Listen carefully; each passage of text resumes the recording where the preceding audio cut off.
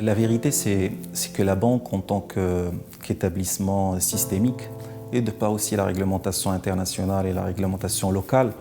elle est obligée d'avoir un plan de continuité d'activité qui prévoit la continuité de ses services essentiels dans différentes conditions, scénarios, avec des dispositifs préparés, testés, régulièrement vérifiés et mis à jour. Donc, dans ce sens, notre banque,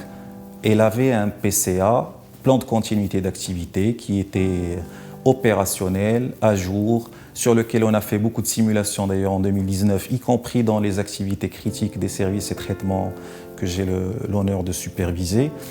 Et forcément, ce dispositif-là, c'est le socle qui permet de gérer n'importe quel événement, n'importe quelle crise. Maintenant, il faut aussi admettre que le sujet de la pandémie tel qu'on l'a vécu est un sujet qui a eu des répercussions extrêmement importantes de par le monde et ici au Maroc. Et les mesures qui ont été prises permettent de réduire les différents impacts pandémiques, mais en même temps, ils requièrent forcément, dans un laps de temps très court, des adaptations au socle de PCA qui était opérationnel. Donc le socle PCA, il est là, c'est ce qui nous a permis rapidement de nous adapter et de gérer la continuité de nos activités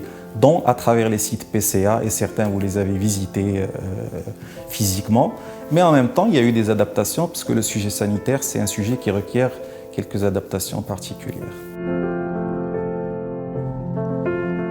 D'abord, l'angle partagé avec les pouvoirs publics et avec tous les concitoyens au Maroc, c'est de dire qu'on a l'obligation de préserver la santé de nos collaborateurs dans les meilleures circonstances et dans les meilleures conditions possibles. Et donc dans ce cadre-là, toutes les entités de la banque, et ça a eu des répercussions et des applications strictes dans une entité telle que les back-office et les services et traitements, c'est les mesures d'hygiène, c'est la généralisation des solutions hydroalcooliques, c'est les mesures de distanciation, c'est la séparation des équipes sur plusieurs sites, c'est l'interdiction d'accès à toute personne externe aux équipes internes de la banque, l'interdiction de déplacement entre les sites, l'interdiction des déplacements même entre les étages d'un même site, le renforcement des mesures d'hygiène et de sécurité, etc. Ce sont autant de mesures qui s'enrichissent, qui se complètent, qui se développent, et dont l'objectif, c'est de pouvoir apporter le maximum de cadres de sécurité et d'hygiène pour les collaborateurs et réduire les risques. Donc ça, c'est quelque chose qui a été déployé dès le premier jour et qui a été bien géré et supervisé grâce à la diligence du management et des entités concernées de la banque, et grâce aussi à la vigilance et à la diligence de l'ensemble des collaborateurs. L'adaptation, elle a été de mise pour continuer à servir les clients et même les non-clients, et elle continue aussi à s'améliorer au fur et à mesure, puisqu'il peut y avoir de nouveaux besoins qui naissent.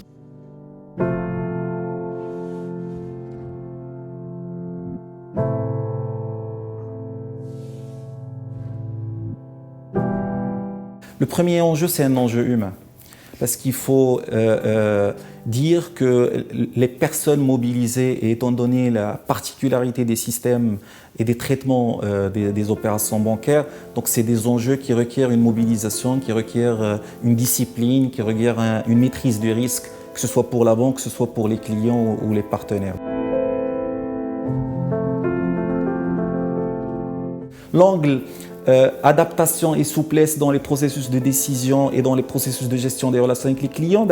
il s'impose à nous tous, que ce soit au Maroc, que ce soit dans les relations avec nos partenaires étrangers, puisque tout le monde, de par le monde, a dû faire des adaptations durant cette phase-là. Et donc c'est de bon augure aussi pour que dans la suite, on en tire tous les enseignements, toutes les accélérations possibles dans la simplification, la facilitation des modalités d'échange, tout en maîtrisant les risques. Elle peut être de mise maintenant de façon beaucoup plus forte. Et le dernier challenge qui est aussi qui devient une opportunité, c'est le digital, parce que maintenant, c'est bon, dans l'esprit de tout le monde, la transformation digitale qui était en marche est maintenant une réalité. Il faut qu'elle soit accélérée et maintenue à tous les niveaux.